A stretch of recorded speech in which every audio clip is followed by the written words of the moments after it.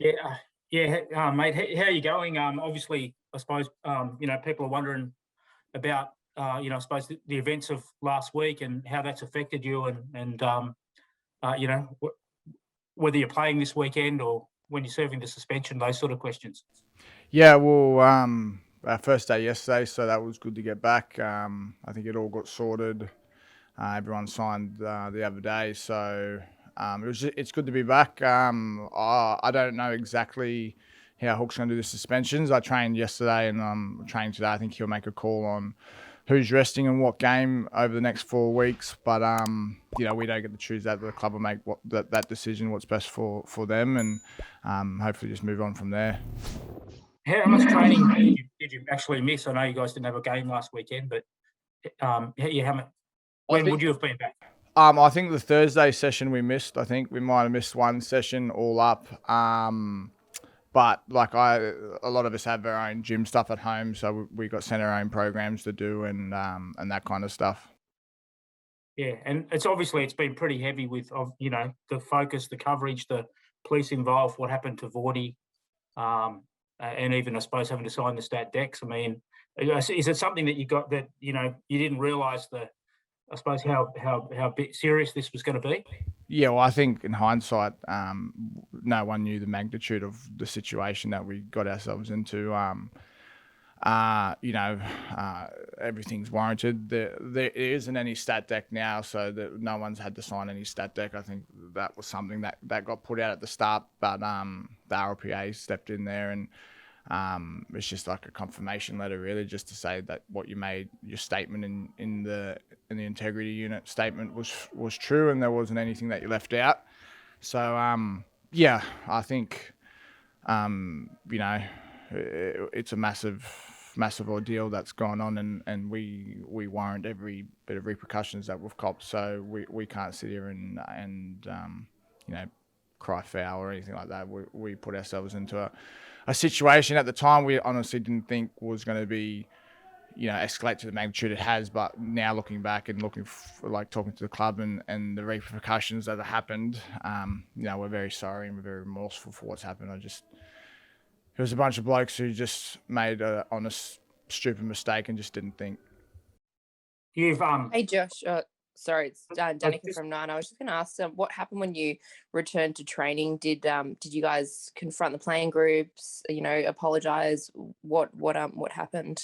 Oh, obviously the playing group's always in dialogue through like our group chats and stuff like that. So we saw the head of football, Benny Harron, and our coach, and obviously been in constant dialogue with Ryan Webb, the CEO. So we had a big chat yesterday. We got read the Riot Act, which is very much due, and like everyone's was a bit obviously remorseful, gun shy, a bit nervous around the group, but we trained really well yesterday. The group, everyone kind of got it, everything was put to bed, and we just want to move forward as a football club and as a team.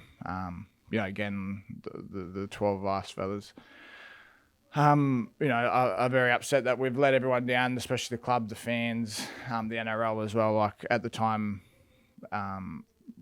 we didn't obviously realise or think the magnitude of what the situation was going to be, but now knowing how serious it is, everything's warranted and we deserve what we get. Josh, Scott Bailey from AAP. Mate, given Greater Sydney was in a stay-at-home order, the NRL clubs are in a bubble, you were all told that. How is it possible that you didn't understand the magnitude of what you were doing? No, we did understand. We can't seriously say we didn't understand. We were in Shell Harbour, which is a long way away from everything was happening, and the decision to go to the barbecue everyone made, and at the end of the day, we just thought that it wasn't going to be a drama, or we wouldn't get caught. So we just thought if we kept it within the team and that, it wasn't going to be a big deal, and it obviously is. And we made that stupid decision to go ahead and do that. So we can't push it off on anyone else. We can't blame anyone else. We can't say that we didn't know. We definitely knew. We just made the wrong decision. So it was more a case you get caught than you didn't know what you're doing was wrong. Yeah, well, we just made the poor decision, didn't we? Like we decided to go as a team and stay together. Hindsight, we just wish we didn't. Hey, Josh, how were Josh, those conversations with Hook? Because I know Hook said just 24 hours earlier he didn't want you guys drinking. It's a bit of a smack in the face to him, mate. Was it tough sort of picking up the phone and telling him what had gone down? Yeah, obviously it's a hard conversation to have. I don't think he did say anything about not drinking. He just said like don't stuff up or don't make mistakes, and we obviously did that. It was, you know, we're entitled to have a beer after the game at home by ourselves. So it was a decision on the day, a poor decision that we've all got to live with now, and we'll have to pay the price for. And you know, I very much was probably one of the harder phone calls I've had to make and talk to Hook. It was quite ropeable, and I've got to, you know, for myself, I've got to earn back that trust and earn back that, you know, that respect from the group. So I'm not trying to shy away from it. I made the wrong decision, I made a poor decision. So, you know, I'm hopefully moving forward now. Can you separate some fact from fiction, Josh? Just on the night, there was talk that blokes were running away. There was blokes hiding in beds. What's your recollection, mate? What did you actually do?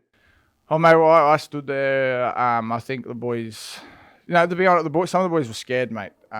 You know, they were scared of the repercussions of what would happen. And I think it was just some of the guys, it was a flight or fight kind of thing. And a few of us stood there and talked to police, and a few boys, you know, didn't want to hang around really. So I think a few of the boys just kind of just stayed where they were in the house at the time, and then a few of the guys kind of come out and saw the police, or, you know, kind of stayed at the back of the house where they come out to. So, you know, it was a poor decision by us as a group, and you know, it's hard to, you know, we're still quite upset about it and disappointed in ourselves, and you know, I'm shattered that I put this club in this situation. So yeah, it's not the best. Josh, I know you're a senior player, but Jack, sorry, Corey, last question. Josh, you're a senior player. Jack de Bellin's a senior player. When he stays quiet the next day, are you not tempted to say, mate, maybe you should pipe up? Now's the time to say you're there as well? Oh, mate, yeah, it's all different scenarios, I guess. Obviously, I think as a group too, you're kind of stuck between a rock and a hard place there, because you want to obviously stay together and stay as a tight group. And yeah, it was you know, it's a hard situation as players to navigate, but we can't shy away from it or whinge about it. We've got to take full responsibility. And I think once the magnitude of what was happening and what was going on, it all come to light. But at the start, I think people were probably just thinking to try and keep it as small as possible. But yeah, it is what it is, and we can't change it now. We just got to make sure that we're better and we drive high standards as a group. Myself included, Jack, the senior guys, we should have known a lot better. Hey, Josh, was there an element of embarrassment? There was a fair few of you senior guys there, yet some of your youngsters that have made their debuts over the last sort of 12 months, they did the right thing. I mean, was there an element of embarrassment that it was a lot of you senior guys involved?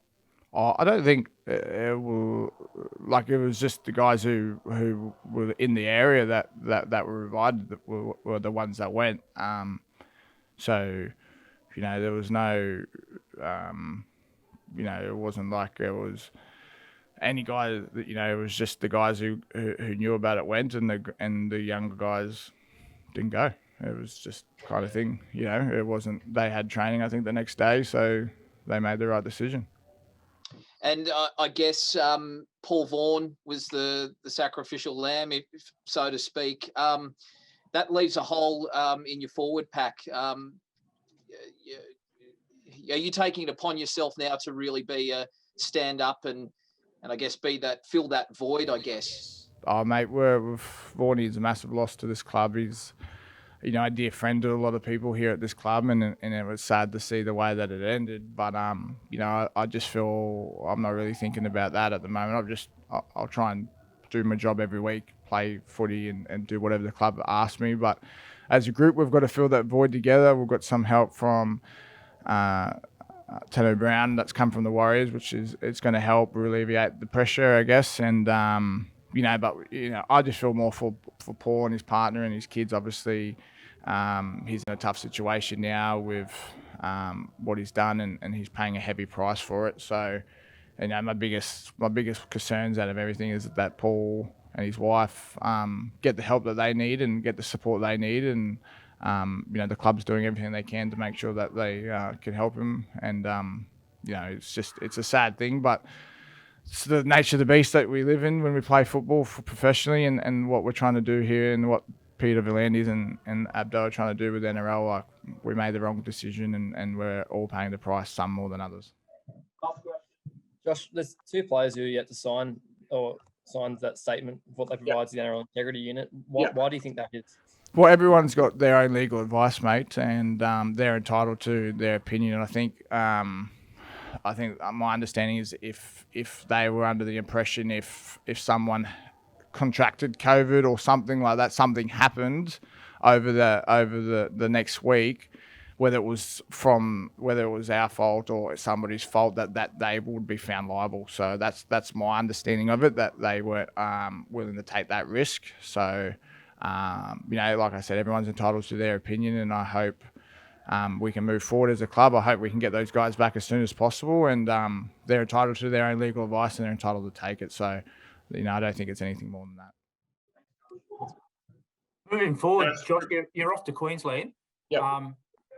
And obviously you've got to go into like a bubble situation up there for 14 days. You just mentioned before about earning back the trust of the group. How do you think it's going to be? Is it going to be awkward to be in that situation together, or you know, is it an opportunity to bring everyone together?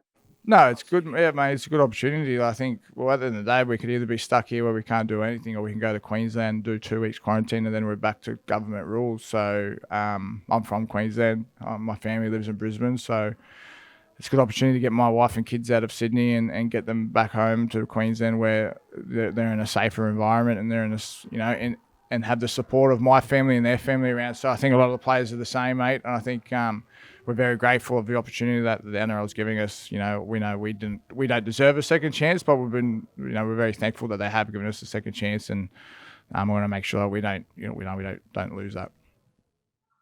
Have you spoken to your partner about, because I think that they're going to be quarantining separately for the first couple of weeks? Is she sweet with that?